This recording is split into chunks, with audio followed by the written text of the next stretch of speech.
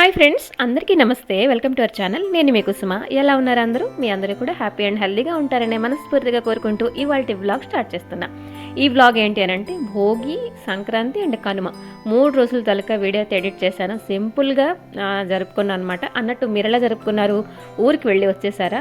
మరి పండగలంటే ఇంటి నిండా చుట్టాలు, బంధువులు, పిండి వంటలు, సందళ్ళు, మూవీలు, రకరకాల ఆటలు, ఇవన్నీ కూడా చక్కగా హ్యాపీగా జరుపుకొని ఉంటారని మనస్ఫూర్తిగా కోరుకుంటున్నాను. కామెంట్ చేయడం తప్పకుండా మర్చిపోకండి.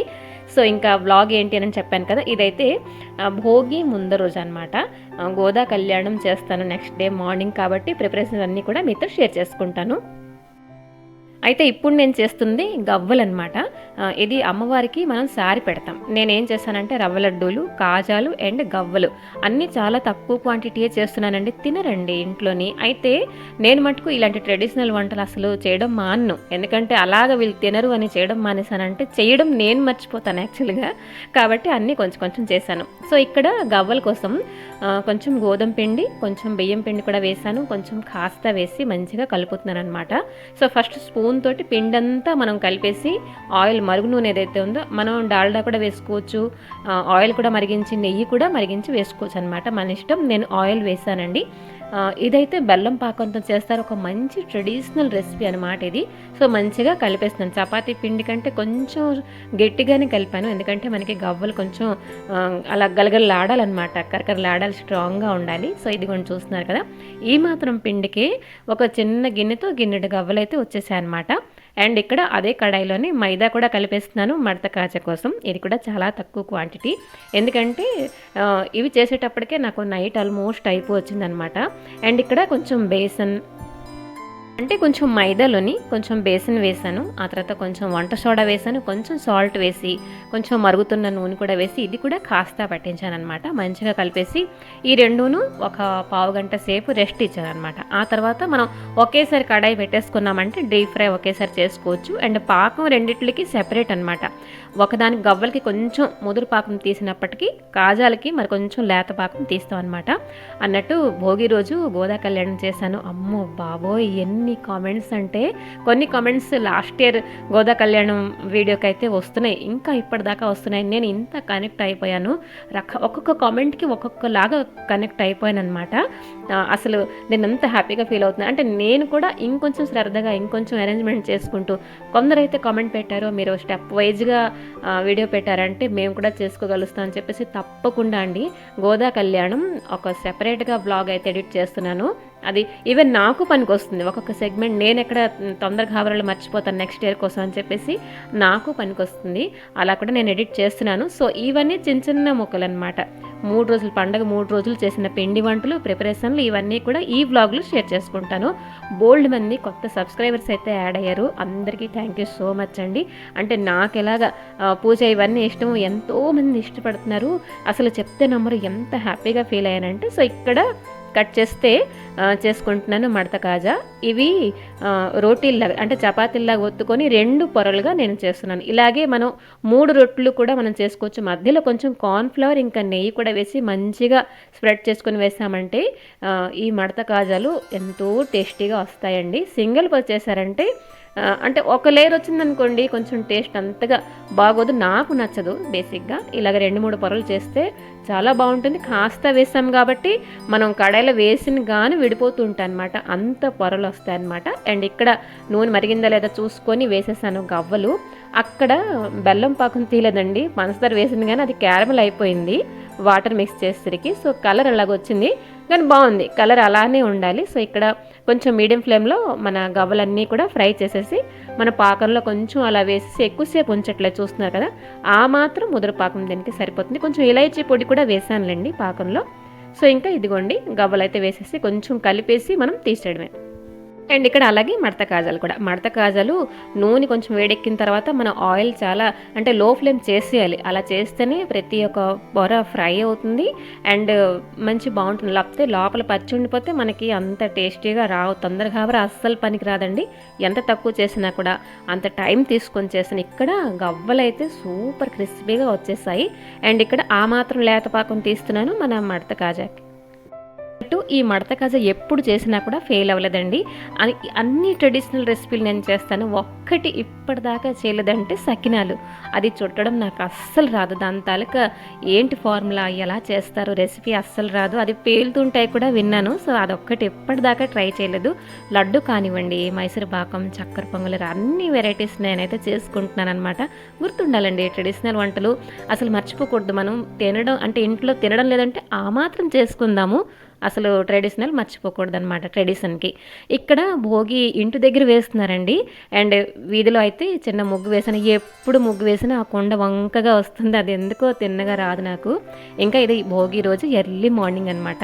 నేను ఎర్లీ మార్నింగ్ భోగి మంట పెట్టే ముందరే వీడియో తీద్దామంటే నాకు చూసి వీధిలోకి ఒక భయపడి నాకు చూసి అరిచిందండి. అంటే స్వెటర్ వేసుకొని నేను వీడియో కక్కుర్తి నాది. అంటే ఎప్పుడూను ఎక్కడైనా వీడియో షూట్ చేస్తే కొంచెం చిన్న ముక్క తీసి నాకు పంపించండి అని అంటూ ఉంటాను. ఎందుకంటే మన వీడియోలో యాడ్ చేస్తారు, నాకు చాలా ఇష్టం అనమాట. ఈరోజు అంటే ఈసారి ఏంటంటే ఇంటి దగ్గర వేశారు. 3 days పాటు భోగి మంట కంటిన్యూ అవుతూనే ఉంది. ఈవినింగ్ భోగి రోజు ఈవినింగ్ ఏంటంటే ఇలాగా కైట్లన్నీ కూడా ఎగరేశారనమాట. ఇది కూడా మనకి ఒక ట్రెడిషన్ అనమాట. ముగ్గులు పోటీలు, కైట్ల పోటీలు ఇవన్నీ కూడా ఒకప్పుడు ఇంకా ఎక్కువ జరిగాయి అనమాట. ఇప్పుడు కొంచెం తగ్గాయి అనుకోండి. ఇది ఇంకా సాయంత్రం అయ్యేసరికి మా ఫ్రెండ్ వాళ్ళ మనవాళ్ళకి ఏంటంటే భోగి పళ్ళు పోసారు. ఇది కూడా ఒక ట్రెడిషనే. పిల్లలకి అంటే ఎటువంటి కీడు ఉండకుండా దిష్టి తొలగిపోతుందని చెప్పేసి రేగిపళ్ళు, చెరుకు ముక్కలు, కాయిన్స్, ఆ తర్వాత కొందరు కొమ్ము శనగలు వేస్తారు, పువ్వు రెక్కలు వేస్తారు. ఇవన్నిటితోటి వాళ్ళకి ఇలా దిగదూడ్చి వేస్తారనమాట.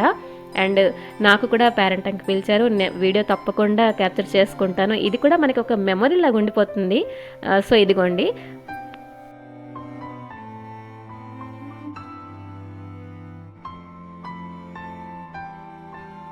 అసలు పెద్దవాడైతే మాట వినట్లేదు ఉండట్లేదు, కానీ చిన్నవాడు ఎంత హ్యాపీగా సరదాగా పోయించుకుంటున్నాడంటే ఒక మంచి మూమెంట్ అనమాట ఇది. వాళ్ళు ఎప్పుడైతే కొంచెం పెద్ద అయ్యాక చూసుకుంటారు, అమ్మ బాబాయ్ మాకు చిన్నప్పుడు ఇలా చేశారు అని చెప్పేసి. సో ఇక్కడ ఒక మంచి సీన్ చూడండి, పెద్దవాడు లేచి చిన్నవాడికి భోగి పళ్ళు పోసేస్తున్నాడు అనమాట. సో అది చాలా హ్యాపీగా అనిపించింది నాకైతే.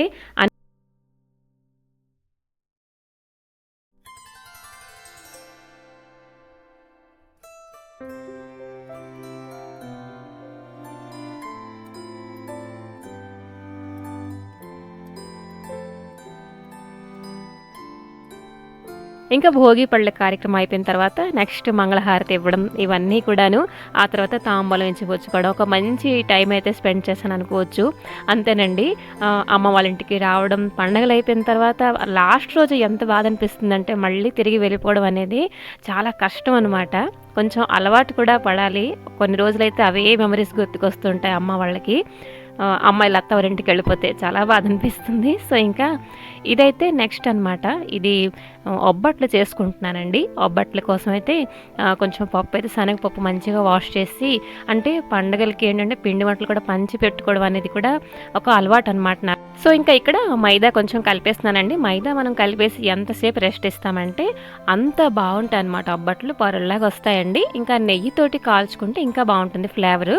అయితే పూర్ణం వేయడం ఒక సాంప్రదాయం అనమాట, ఒక అలవాటు మంచి రోజుల్లో పండుగల్లో. అయితే ఇక్కడ శనగపప్పు ఉడికిపోయింది కదా, మిక్సీ పట్టినప్పుడు కొంచెం ఇలైచీ కూడా కలిపేసి మిక్సీ పెట్టేశానండి. ఇలైచీ పొడి లేకపోతే ఇంకా మంచి ఫ్లేవర్ వచ్చేది.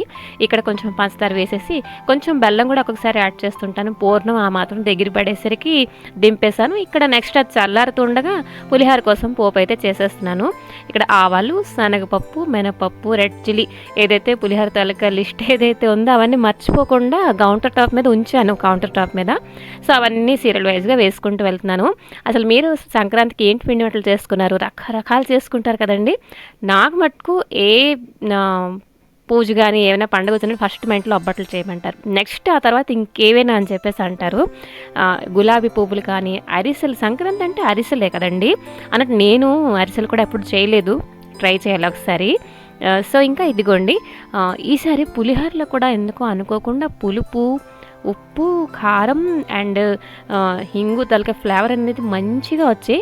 గ్రీన్ చిల్లీ చూడండి ఎంత పెద్దవో, కానీ అంత స్పైసీగా లేవన్నమాట. ఆ పులుసులోని ఈ గ్రీన్ చిల్లీ ఇవన్నీ ఇప్పుడు చూస్తే మళ్ళీ తినాలి అనిపిస్తుంది అనమాట. పులిహార ఆల్ టైమ్ ఫేవరెట్ కదండి పులిహార మనకి. బిర్యానీ చూడండి, ఒకసారి తినేసామంటే మొహం వచ్చేస్తుంది, మరి తినబుద్ధి కాదు. కానీ పులిహార అలా కాదు, ఎన్నిసార్లు చేసుకున్నా కూడా ఎన్నిసార్లు తిన్నా కూడా అది ఎవర్ గ్రీన్ అని చెప్పుకోవచ్చు అనమాట. ఇక్కడ అరిటాకు అయితే 2 days బ్యాకే తీసుకొచ్చారు. అసలు మార్కెట్లో ఇంత జనం అండి, అసలు ఆవగింజ వేయడానికి ప్లేస్ లేదంట. ఒక అరిటాకు 20 రూపీస్ ఎంతో అన్నారండి. సో మరి ఏం చేస్తాం, ఇలాంటి పండుగ రోజుల్లో పువ్వులు కానీ అరిటాకులు కానీ ఎంత రేట్ అన్నా కూడా మనం బేరం ఆడకుండా ఖచ్చితంగా కొని తీరాల్సిందే. ఇదిగోండి ఒబ్బట్లు కాల్చిన తర్వాత తినే ముందర మళ్ళీ కొంచెం చుక్క నెయ్యి వేసుకొని అలా చిన్న మొక్క చిన్న బయట తీసుకున్నామంటే ఎంత అద్భుతంగా ఉంటుందంటే ఏ మార్కెట్లో కొన్న స్వీట్లు కూడా పనికిరావు అనుకోవచ్చు, అంత బాగుంటాయి. అండ్ ఇంకా ఈవినింగ్ అయితే పిండి వంటలు అన్నీ అయిపోయాయి కదా, చేయడం తినడం కూడా అయిపోయాయి, చాలా టేస్టీగా వచ్చాయి అనమాట. మూవీ టైం అనుకోవచ్చు, ఫ్యామిలీ అందరం కలిసి కూడాను ఫ్రెండ్స్ కూడా అందరం కలిసి చిరంజీవి గారి మూవీ చూసి ఈ పండగకి అయితే ఇలాగ ఎంజాయ్ చేసాం అనమాట. మీ సెలబ్రేషన్స్ ఇవన్నీ కూడా కామెంట్లో తప్పకుండా షేర్ చేయండి, నేను వెయిట్ చేస్తుంటాను మీ కామెంట్కి. మరొక మంచి బ్లాగ్తో మీ ముందుకు వస్తాను. Till then take care and bye bye.